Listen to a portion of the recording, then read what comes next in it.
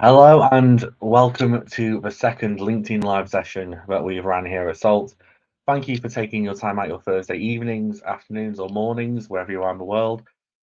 And yeah, just thank you for your time and coming along. So, my name is Dan Taylor, and I'm not going to take up too much time with introductions before I get into a very short kind of deck, just going over some of the trends for SaaS in 2024. Now, a little bit of housekeeping just to kind of go on. Please let me know where you're from in the comments. Please say hello to everyone. Please be engaged. Just so everyone's aware, the software I'm using has about a 45-second delay. So I will see comments coming up and I will try to respond to people, include them in the conversation. But yeah, without any further ado, we'll hit the road running. And this video will be available on YouTube from next week. So please make sure that you subscribe to the SALT YouTube channel, follow the SALT LinkedIn, and just generally stick around for more ramblings and rantings that I come out with and all the other great quality content that SALT does as well. To give you an idea of the backlog of the time delay, hi Jerry, thank you for joining us. So onto the actual information. So as everyone's here, I'm going to talk a little bit about what our feelings are towards the 2024 landscape for SEO and user acquisition and how that's going to impact things like pipeline going into 2024.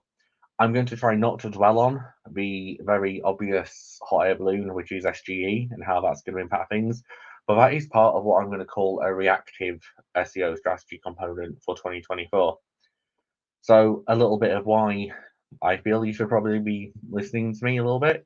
So my name is Dan Taylor. I'm a partner at SALT.agency, and I'm also the head of technical SEO.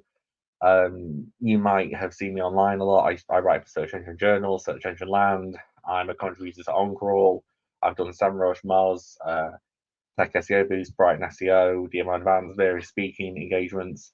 And also from a SaaS background, I've been very fortunate to consult and work with some great brands and teams, ranging from Cloudflare to Proton to GitLab as well. So I've had a really good spectrum of what SaaS entails and the different challenges. So probably one of the first understatements of webinar 2023, I put it as evolved. Depending on what your perspective is, the end of 2023 was either really great or really bad. There was definitely a lot of rocking in the water, and everyone's boat kind of felt those waves. We've seen glimpses of what the new AI landscape is going to be in terms of SGE, but also the technologies coming through to things like Assistant and Search itself. And the end of year updates also cause a lot of eruption in terms of indexing, either slowness in getting new things indexed or just being indexed whatsoever as part of what was done helpful content, and also the various other core updates. The main questions I've been kind of fielding and getting from various C levels and VPs who I work with at SaaS companies, and kind of one of the reasons why I wanted to put this kind of little webinar together was really it's understanding the questions around how AI really is going to affect us, and by us, I mean the company itself, because obviously there's a lot of conjecture about all the great things generative AI can do for marketing. But how is SGE and AI actually going to affect us? What is our bottom line? What is our exposure? The next question I'm getting a lot of is, should they even be using generative AI? Should we be worried about competitors using it? And also the worry about future Google updates. I'm going to try to cover that in a three-pronged element here, but without trying to dwell too much on SGE. So the first premise is why we actually do SEO, why we do organic marketing as SaaS. So the main component around that is really this kind of triangle or pyramid structure. The foundation is we produce content. We produce content for unprompted brand awareness. We produce content long tail for top of a funnel, the middle of funnel, top of funnel. We produce a lot of content and a lot of different mediums to target a lot of different personas. I also just realised my drawing pad is connected, so I skipped the slide there. Apologies. But we basically just produce a lot of content in different formats. The second element is we then start to do product marketing. We integrate the content into our products. We start to push forward with this and move from there. And then finally, the pinnacle of what every SaaS company kind of wants to move on to is we have that brand. We have brand marketing. We have unprompted brand recognition. We have brand, basically people being acknowledged and that brand carrying a gravitas. So what that kind of means as a strategy going into 2024, we really want to be looking in three areas. I break this down into the three sections of the brand strategy, then both a proactive and a defensive SEO strategy, in how we can actually be competitive with our SaaS moving forward. Firstly, looking at the brand strategy elements, this predominantly focuses for me around how we can build on what we're already seeing working in SaaS and what we're seeing moving forward. So these are introducing and leveraging better zero-party content, user-generated content, and also community content side as well. UGC and zero party. So zero party is content, data given to you initially. So it's not first party, or third party. You might be hearing with the cookies. It's also ensuring that all this messaging is aligned with our foundational ICP objectives and what their product actually will deliver. But then also leveraging feedback mechanisms from SDRs, sales teams, customer service teams to further identify and understand the user pain points, to better structure the content and the content delivery so it adds maximum value. But also this helps understand how, on a positive note, the content efforts we're making actually impact overall pipeline and delve from there. A kind of a 5-step process that I think works quite well and can be deployed to mostly any SaaS business is first, you want to establish those main pain points. So these can come from your SDR feedback loops, reviews on your own site, external sites, customer services, anywhere. Second step is you want to actually map these pain points against your core ICPs. So it's actually taking that one step further and understanding how this affects your personas, how this affects your TAM, your SAM, your SOM, how it affects your main target audience.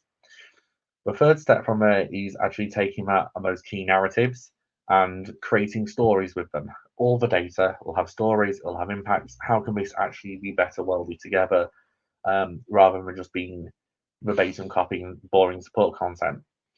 The fourth step is actually taking that content and actually planning the best format for it, the best delivery, whether or not it's components on certain web pages, whether or not it's integrating support sections, integrating better user guides. It's okay having these stories, but the delivery is almost just as important with your distribution, which goes on to step 5, which is the actual distribution and actually the publication of making sure that it's distributed to the right personas, which you've already mapped back in stage 2, making sure it's updated, because as your product develops and evolves, as user needs develop and evolve, and as your competitors develop and evolve, your pain points and what people value most will also begin to be affected, and that will shift on that way. To give you an idea of how powerful this can be, this is a stat I just kind of took earlier today. So actually leveraging UGC and community content, according to Ahrefs, Cloudflare's community subdomain has grown by 720% from January 2023 to December 2023 in terms of the actual organic traffic. This is they take a similar approach from what we can see from the outside in leveraging that community content, targeting those pain points, and actually providing what the user wants in a timely, quick way on pages in the right method and the right mechanisms. One of the final elements I want to touch on in terms of the brand strategy side is just talking about content decay. Now, there is an old notion in SEO around QDF, query deserves freshness. For a lot of SaaS and for a lot of tech, that isn't as important because a lot of more things are evergreen and don't evolve as much. But still, having more prominence and brand and the different signals as your program matures, as your products mature, as your market matures, having that content updated regularly, having the format of it updated to match the current user needs is important in just making sure your value propositions and value adds are matching and mapping to those pain points as much as possible and in a way that users can find it as much as possible. The final note on the brand strategy side, before I move on to the proactive side, is just really to focus on, with those elements of UGC, on experience and expertise led content silos and not just targeting the search terms. And the final part of that is what a lot of companies I see don't do, is actually then distributing the content, actually putting effort into making sure it gets out there rather than just kind of building it and waiting for people to come and hoping it gets indexed and hoping it gets the traffic and the visibility and brings all these wonderful benefits. The second element of that diagram I showed is the proactive strategy side. Now, these are things I feel that in 2024 brands should be kind of taking a step forward on in the SaaS space, should be going and taking the leadership side and actually going, yes, these are things we need to be proactively doing. If we're not already doing this as part of our program, we need to add these to our programs and we can start to yield benefits from them. And the first part of this, I want to just set some scene, if you like, is just around how Google perceives quality. So Google has a large number of quality signals, and these can go everything from the QDF queries as freshness, the website source type, all the way through to the 20 or so various canonical signals that Google has for actually indexing. Then also things like your perspectives, your EAT, and even the amount of crawl budget assigned to things. That's your crawl demand, perceived inventory, etc. Kind of moving on from there. Why this is important is just simply because, especially after the end of last year and trends we've seen previous, it was back in August 2022, I wrote an article looking at whether indexing would be the next challenge in SEO. This was well before AI kind of burst on the scene, but indexing still, I think, will be a main challenge. Is that we're seeing Google become much more, and I've used the word discerning when it comes to indexing. This means that things like having topical relevance scores, salience to topics, page rank distribution across the site, and even just having that known for element are becoming even more important than what they have been previously, and will play a large role in not just your serving and your ranking, but also how your content in the website is being indexed for different source types. We've seen a big impact from this because towards the end of last year, everybody was shouting on Reddit and on every forum about how they were just dropping out of the index and moving basically websites going to zero, 80% drops. And this was pre the helpful content update, which obliterated a lot of websites on the internet.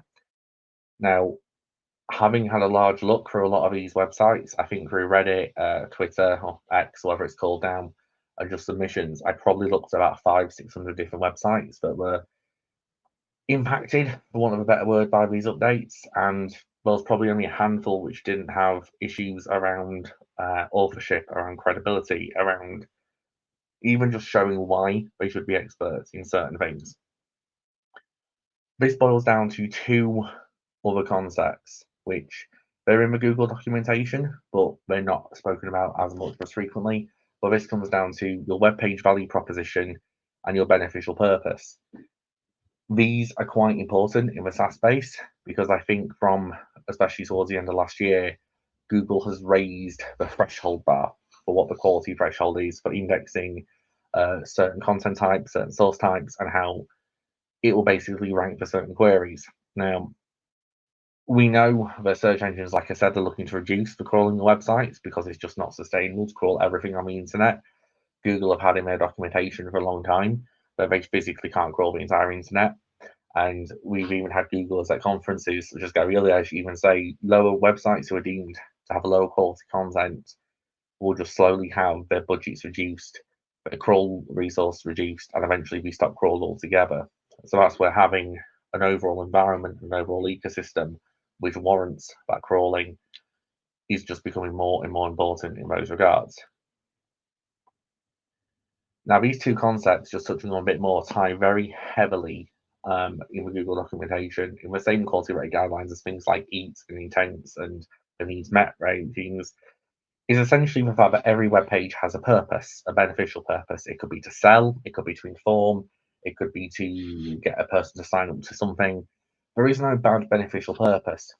But what happens in SaaS and a lot, and a really prominent example of this, which John Mueller also commented on, is we oftentimes try to target long tail informational queries and we try to produce content with the purpose of ranking for those queries, but then we awkwardly showing these. I've called them an advertorial stanza because it's effectively just the same rhetoric copied across multiple pages.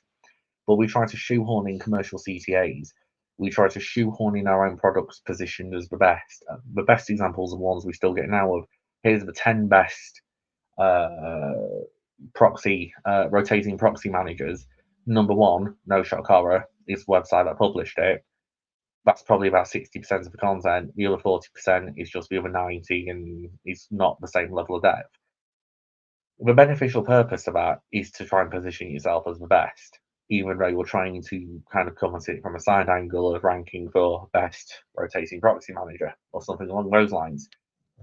Google's able to see past that now a lot more, And there's other ways to frame those kind of conversations and frame that messaging in a much better way that actually helps your case rather than just creates a very relatively low value page. Now, some websites get away with this because all these factors are relative and they're relative to all the other indexing and serving factors that happen in this.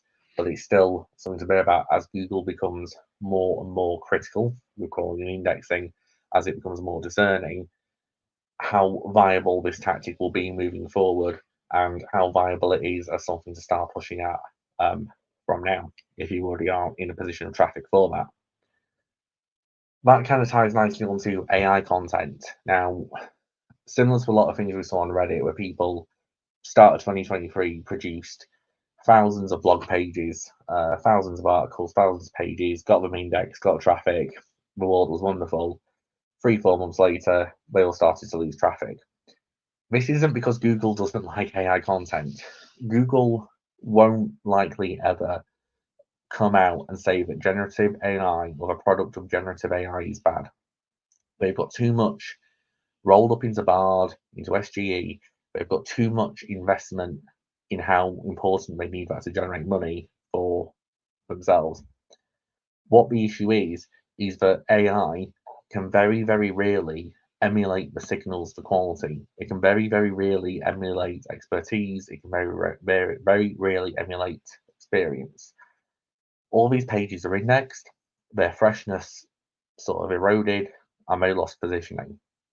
Now, in some niches, this really doesn't matter as much. I've done tests in very low niches where I've just produced an AI page on ChatGPT verbatim, published it on a very meh kind of authority domain, and I've retained featured snippets for months. But they're very low impact, very rarely searched queries that probably affected 6 people a year. As that becomes more competitive, it's about using generative AI for the low-hanging tasks and automating, but ultimately making sure you add layers over it and create value, expertise, and experience-led off the top of that. That also then ties into the knowledge graph side of things, which do seem to play a role in SGE and also Google's understanding of a brand and making sure you have an established entity, making sure you've got that done works. And this comes from obviously things like your structured data markup, your schema, but also actually generally building a brand, actually going out and doing brand marketing, not just creating churn content for the sake of links, not embarking on digital PR for the sake of whatever features and returns. You want to build brand authority, build a brand establishment, and actually close off your vectors to your main topics in that knowledge graph so that you have that closeness, you have that relevance of the topic. The more Google can understand that, the better stead you'll go into standing kind of moving forward, and it will work a lot better over time. The final part of the proactive strategy, I want to talk about just site structure and internal linking. Again, going back to indexing, going back to quality thresholds, now is a fantastic opportunity to kind of take stock of your site, especially for mature SEO programs and mature sites, and actually work and develop that further. Google, if you have 50,000 pages on, say, one subfolder, and Google judges at 20,000 that worth indexing, it will reduce the crawl and reduce resources to the rest of the pages on that subfolder. This is a perfect time to kind of have a bit of a clear out, refocus your internal linking, use helpful internal linking anchors as well, and not just here, click here, and blase things like that. And also redevelop the site structure as well to create pockets of value and remove. I think Dawn Anderson a number of years ago used the term detritus content, which is a fantastic one to use here to remove that detritus and repackage things in a much more sane way. The final element of a strategy I want to cover for next year is the reactive side. And this really basically covers AI and SGE because we're doing a lot of tests at the moment, not just ourselves, but other people in the industry. We can see to an extent the impact of SGE. We can see the opportunities for optimizing for it. We can see the opportunities for being visible in it. And we can see correlations between ranking well, appearing in it, and everything like that. But in reality, it's communicating it to wider stakeholders and understanding the actual risk and where it's getting its content from. So when it comes to talking about these to external stakeholders and other people in the business, I actually use something called a Torino scale, which is actually used by astrophysicists in determining and communicating how likely it is that an asteroid is going to hit the Earth, and if it does, how bad will it be. The dinosaur asteroid, for example, was probably a 10, if not an 11. So this is based on my interpretation of everything. With SGE, I'm putting in that 10 category because for some queries, it has a high propensity to be extremely impactful and cause major issues to sites. Things like ChatGPT and Google Lens, they've been around for so long now, especially Google Lens. The uptake is growing, the adoption is growing, but are they going to be mainly impactful for SaaS and a lot of sites? Probably not. Similarly with things like Bing, Prometheus, and Copilot. And I did put Google Gemini in this just because that technology is going into a lot of these back-end systems. So that in itself is something to be aware about. And in the ecosystem of communicating AI and Google products to stakeholders, I always find it better to be as inclusive as possible. So even though Gemini isn't directly going to affect SERPs, isn't directly going to affect SEO, having that covered off in the communications avoids the stakeholders doing their own research and finding misinformation. And then you're in a misinformation loop and fighting that, and it just gets a lot more tricky. So we know where SGE can get its information from. We know that it uses index pages as a data source. So again, going back to the proactive strategy, making sure that our key content and our main content is indexed, being crawled frequently, is cached correctly, everything like that is critical for SGE exposure. And then also it uses ranking as an informer. Now, there are correlations between you don't have to be necessarily ranking high to be an SGE for some queries. Some queries we found you do have to be kind of at least in the top 10. You have to be showing up. We also can see it has favorite sources at times for things like reviews in different spaces. So it's more than just building things out.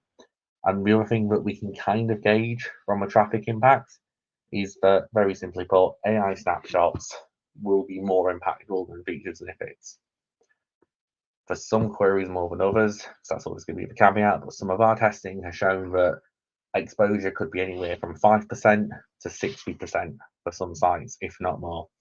And the important thing to take into consideration there is that it's just directly looking at direct queries.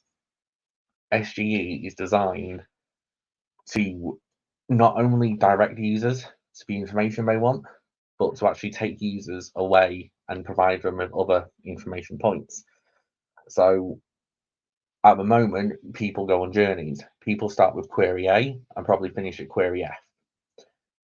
People might not discover the brand, the product, or the solution until the third or fourth query. If they're no longer going on that journey to the third or fourth query, we're not going to know because we're not going to see that actual search come in. We're not going to see that impression. We're not going to see that click. So we need to understand the much wider spectrum of what our user journeys are and then how that maps to there. So if we start losing random queries or random traffic, it's about understanding how to use a search to get to that point first and then building the strategy backwards. So it's not just focusing on that query, but it's being holistic around that kind of entire query moat. Now, I have got a slide on query moats at the end of this, but it's really important to make that point there. We are likely to lose more SERP features as this rolls out. A large number of the SERP features include calculators, checkers, especially maps or enrollment and reviews. It makes sense not to have that duplicated, both in classical search as a product and SGE snapshots. And as I've kind of said a number of times in more succinct words, your traffic visibility and risk is very much dependent on the query, but also how well AI is able to satisfy the query objective. Now, this isn't just whether or not it's information or the intent, it's what the point of that user going online actually is and what they're trying to achieve. Now, to do this, we factor this into 4 main sections, and you could probably create more user groups around this. But essentially, you have, for me, 4 different kind of groups who go on the internet. You have a learner who they're probably not going to buy something, but AI can be very helpful in their journey. Thereafter, AI can be impactful because A summarization or collation of content can be greatly powerful, similar to how feature snippets act now. All their queries are likely to be heavy informational. They want to have a question answered, and it's usually a non-commercial interest or objective.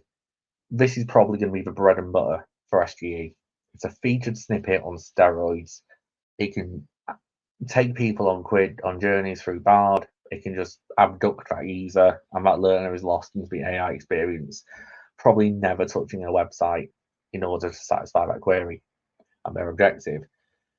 The other one down in the right bottom corner is a participator. Now, they're very non-commercial, but they're also very unlikely to have their user purpose and user journey actually absorbed by the AI. So this is where community comes into play. This is where having activity comes into play. Now, they want to talk to a group of people. They want to read user experiences, and they want to have perspectives. This is your forums, this is your Reddits, this is your community centers, this is your community events. Now, they might have high levels of media engagement, so videos, how-to, influencers, and they come online to be engaged, whether it to be a form of entertainment, but they want some form of stimulus. Now, AI cannot recreate this experience right now, but what it can do is it can start to recommend it. So we can highlight videos, it can help in research for videos, but ultimately their end objective can't be absorbed by AI. Now, a shopper is kind of middle ground. They're going to be doing research around brands. They're going to be looking for reviews. They're going to be looking if brand reliable, best software for X, best integrations for Y. AI is best placed here to aggregate the data and provide synopses. Now, with products, there's obviously the product feeds are going there, but in the SaaS world, I think this is where having external presences on your product hunts, your GTs, your Capteras, anything like that, and also having people talking about your products and services will help influence these synopses and how Google basically delivers this data. And then the final one on here is a purchaser. So this is actually a user who is going online to buy something. The shopping feed can disrupt here. And from what we're seeing in the US and across other nations in testing, a lot of research is just becoming a testament to basically the brochure catalog. You've got merchant center listings in there, you've got banner ads, you've got insert filters, you've got brand filters. That's heavily disruptive, not just by AI, but how Google's moving all together in a direction around this. So ultimately, what this means is now, especially that SEO is now more than just optimizing for our website. We need to optimize for our own assets. So this is our content, things like canonical signals, brand activities, EAT signals as well, but also adding to this subdomains and community. We know that Google treats subdomains different to the main site, so it's understanding if something is actually better placed as a subdomain with appropriate internal linking and structure versus just being bolted on as a subfolder. And then importantly is the external assets for SGE influence, brand influence, knowledge graph, etc. So social media, multiple review platforms, user forums, communities again. These things like your Reddit communities, anything crawl accessible. I know there's some companies with great Discord communities out there, but their visibility isn't that great always for Google. And also advocates, having people who speak for a brand, who will promote the brand, who have their own entity sway, have their own knowledge graph, and can almost lend their authority to you, their trust to you. The final one I wanted just to kind of brush over quickly was, like I said earlier, it's around that content moat, around wrapping around not just your query you're focusing on, but the outer queries in that journey, both before and after, and how you can cater for that and show relevance and produce content for that. Also helps establish authority, is topical. It doesn't mean building out the same things like content hubs because they're quite focused and informational. This moat is designed more for that user journey. Most pages will probably have low keyword search volumes, but again, if you had to design that perfect funnel, it's making sure that that funnel of content is perfectly there, accommodating for the multiple personas, multiple ICPs off the back of there. Now, finally, one last plug before I go on to questions, because I have got one question from Jerry. If you want to have more insights that we put together from SGE, we've actually got a video up on YouTube from a webinar we did in December, preparing for the search generative experience. So please do head over to the YouTube channel and subscribe to the SALT LinkedIn, and we can kind of go from there. So before I kind of wrap up and finish, I just wanted to cover one of the questions we've had through the comments.